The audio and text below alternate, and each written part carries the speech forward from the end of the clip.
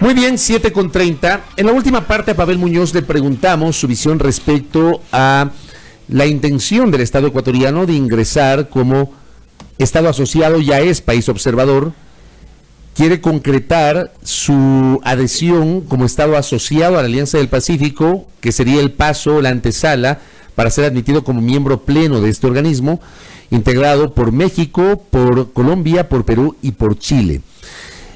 Ecuador ya había sido invitado durante los últimos años a integrar la Alianza del Pacífico y fue una postura de quien gobernó el país en aquella época, Rafael Correa, de no acceder a la Alianza del Pacífico. Quiero preguntarle a Rodrigo Gómez de la Torre, presidente de la Cámara de Agricultura, ¿cuál es su visión sobre este tema? Porque claro, hay un segmento del sector empresarial que está totalmente de acuerdo y que de hecho está impulsando la adhesión, la concreción del ingreso de Ecuador a la Alianza del Pacífico, pero sí me gustaría saber si el sector agricultor del país está en la misma línea. Rodrigo, ¿cómo está usted? Bienvenido, buenos días. Bienvenido, buen día. Buenos días, Alexis, Fabricio, qué gusto estar aquí. Buenos días a todos los radioescuchas e internautas. A ver, primero contextualicemos lo que acabas de plantear, y esta palabra se usaba mucho en la década anterior. Y creo que es interesante reconocer que el gobierno pasado firmó dos acuerdos comerciales muy importantes. El uno es con el Mercosur y el otro es con la Unión Europea.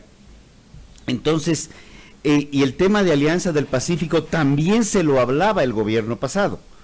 De hecho, en la cumbre de Lima, me parece que fue el presidente peruano o colombiano, que hicieron referencia que el Ecuador debió haber entrado a la Alianza del Pacífico en el 2011 y que lamentablemente no lo hizo.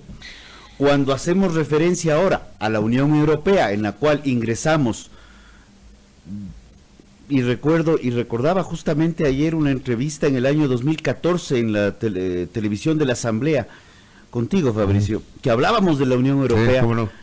Y de pronto del 14 al 16 se olvidó todo, y en el 16 de agosto a diciembre se firmó. El presidente Correa no la firmó, al igual que la presidenta de la Asamblea no lo firmó. Sin embargo, el vicepresidente y la vicepresidenta de la Asamblea sí suscribieron el acuerdo. Ese acuerdo con Europa sostuvo exportaciones de Europa por varios cientos de millones de dólares.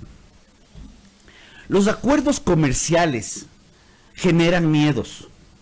Es definitivo y es una realidad, y el sector agrícola es uno de los sectores más sensibles en todos los acuerdos que se hayan firmado aquí en el Ecuador o en acuerdos en otros países. ¿Cuáles son los aspectos que el Estado a la hora de sentarse a negociar debería considerar, sobre todo con los sectores más vulnerables, Rodrigo? Quería llegar a eso, pero también el sector agrícola ecuatoriano tiene grandes oportunidades que no las está aprovechando todavía, y en este momento ya está lanzado el proyecto de queso amasado carchense como denominación de origen protegido, algo que Europa lo está usando 60, 70 años y Colombia 40.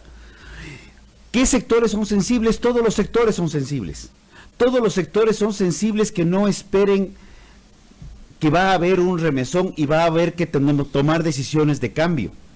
Esa es la realidad. Entonces, la actitud del proteccionismo que hablaba Pavel hace unos minutos, del excesivo proteccionismo que probablemente ciertos sectores sí lo están esperando, es parte de los miedos que hay. Pero me pongo a pensar, cada día que nos despertamos, todavía no hablo de levantarnos de la cama, nos despertamos, no estamos pensando si salgo o no salgo de la casa por el miedo a cómo estará el tráfico, o me asalten, me maten, la delincuencia y cosas por el estilo. Eso es parte de todos los días. Tenemos que prepararnos. ¿Qué es lo que el gobierno debería hacer para preparar mejor al país? No es un tema de por sectores necesariamente. Tenemos que ser más competitivos. Los índices de competitividad global, olvidémonos de lo que decimos los ecuatorianos, porque a veces dicen es que un sector o el otro, claro, o el tercero, ya, no. Los índices de competitividad global, y ahora hasta el FMI lo menciona, el país requiere una reforma tributaria para simplificar procesos, requiere de manera urgente, una reforma laboral que desbloquee la contratación. Los costos de desvinculación son altísimos. Esta sobrerigidez laboral y esta estabilidad por decreto genera un freno a la contratación. Tenemos que Bueno, pero tener usted no habla, mecanismos usted más no dice demasiada flexibles. estabilidad laboral, como dijo un analista en Guayaquil. Excesiva estabilidad laboral. Yo no creo que la estabilidad es excesiva o no excesiva. La estabilidad simplemente no es por decreto. En algún momento me preguntaban cuando se abren micrófonos y sale un señor y me dice es que el Ecuador tiene que ser como Estados Unidos. Y me hablaba de unos ejemplos maravillosos. Yo le dije completamente de acuerdo. Trabajo por horas, no hay estabilidad laboral. Para la desvinculación lo que se hace es estirar la mano y decir las gracias, si es que tiene la voluntad de hacerlo el patrono. Le dije al señor que defendía la sobreestabilidad ecuatoriana, estoy de acuerdo con usted, pero se incomodó. Vamos viendo que el mundo es más dinámico, vamos viendo que hay que tener reglas más claras. Voy al tercer punto. Bajemos esta sobretramitología. Si es hacer un trámite en el Ecuador, es tarea, como me decían ayer un estudiante, crear una empresa es dificilísimo, cerrar una empresa es casi imposible. Por favor, esos son trámites innecesarios que encarecen directa o indirectamente, definitivamente el costo del crédito. Pero también le preguntaría a Pavel, cuando hablamos del costo del crédito y revisamos el Código Orgánico Monetario y Financiero, que fue materia de esa entrevista del 14, porque la estuve revisando, haciendo memoria del acuerdo con Europa, vemos que hay una serie de trabas y garantías que por ley terminan encareciendo el crédito. Y cuando conversaba con un ex ministro de Agricultura, le decía, ¿por qué el Banco Nacional de Fomento tiene créditos que arrancan en el 9,5? Ahora estamos en el 8. Me decía Rodrigo, porque por ley el crédito mínimo que otorgaríamos arrancaría en una tasa del 6,5%. Otros países manejan tasas del 1 o 2% y manejan conceptos de banca de desarrollo que el Ecuador, aunque las menciona, aún no las tiene. Y sobre todo cuando se trata de actividades de riesgo, ¿no? Y el agro es precisamente una actividad de riesgo por la serie de situaciones y vicisitudes, incluso de tiempo que tienen que soportar. Pero alguien nos decía y nos comentaba, Rodrigo, y le traslado esta inquietud, el sector empresarial también como que siempre está buscando victimizarse y echarle la responsabilidad, por lo general, al Estado, ¿no? De por qué no se hizo esto, por qué no se hace aquello, y no se parte de las condiciones por las cuales también el empresariado, el sector privado, podría arriesgar un poco más. A ver, yo creo que hay una combinación de factores. Cuando tú tienes un papá Estado paternalista con políticas proteccionistas y donde todo es absolutamente rígido y solo papá Estado decide, que es algo que se potenció el gobierno pasado, pero que no es ajeno a la historia del Ecuador, pues eso se complica. Pero vea usted que lo mismo ha tratado de hacer Trump con su industria, ¿no? O sea, incluso pretendiendo bloquear a sus competidores externos como Huawei de la China, ¿no? Y la guerra comercial va a terminar afectando a los principales consumidores de productos chinos, que son los mismos norteamericanos. Entonces, estoy de acuerdo, la apertura tiene que ser racional, la apertura tiene que ser debidamente medida y debemos medir impactos de lado y lado. Pero cuando vemos el sector agrícola particularmente, y este debate lo tenía ayer con un grupo de dirigentes, ¿por qué cuando importamos un producto al Ecuador cuesta 3 veces más de lo que es el mismo producto que se importa a Colombia o a Perú? 3 veces más. Y esto me pasó un chasco con el dueño, con el gerente general de esta empresa, que obviamente salvo el nombre, que yo le decía en un grupo de gente sin saber quién era, decía, ¿y por qué esta empresa puede darse el lujo de vender este producto fabricado en el Ecuador casi a un 60% más barato en Colombia de lo que le vende en el Ecuador? Si solamente por el costo de transporte y el diésel ya le cuesta un poco más pasar la frontera. Tenemos arancel cero con Colombia y Perú. Tenemos un 98% de aranceles tarifa cero con Chile. Esos son 3 de los 4 países de la alianza. ¿Por qué tenemos tanto miedo? Más bien veamos las oportunidades y esto de aquí yo creo que es otro tema que hay que ver. No solamente veamos la Alianza del Pacífico como un tema comercial, porque también tendríamos que analizar la Alianza del Pacífico en las otras complementariedades, que es lo que originó el nacimiento para de el sector ganadero, para el sector lechero, ¿no sería una complicación que Ecuador entre a la Alianza del Pacífico? Claro que va a ser una complicación. ¿Cuál es la principal complicación? La principal preocupación es que comiencen a llegar productos, obviamente ganadero, lechero, productos lácteos desde otras latitudes. Pero cuando vemos el ejemplo del sector ganadero chileno, yo sé que esto de aquí puede ser cuestionado y estoy consciente que hay amenazas y creo que la principal amenaza que tenemos es la forma de pensar. Cuando en el sector ganadero chileno en el año 82 se acercó al gobierno y le dijeron, señor presidente, que no le recibió por cierto el presidente Pinochet, sino recibió el ministro de Hacienda, y les dijo, por favor, señor gobierno, ayúdenos, estamos muriendo, no vendemos nuestros productos. Este comentario fue lapidario y fue, si no pueden vender sus productos, comas en sus vacas. Esto es real, suena espantoso, pero generó que el sector productivo chileno comience a agruparse y comience a generar competitividad.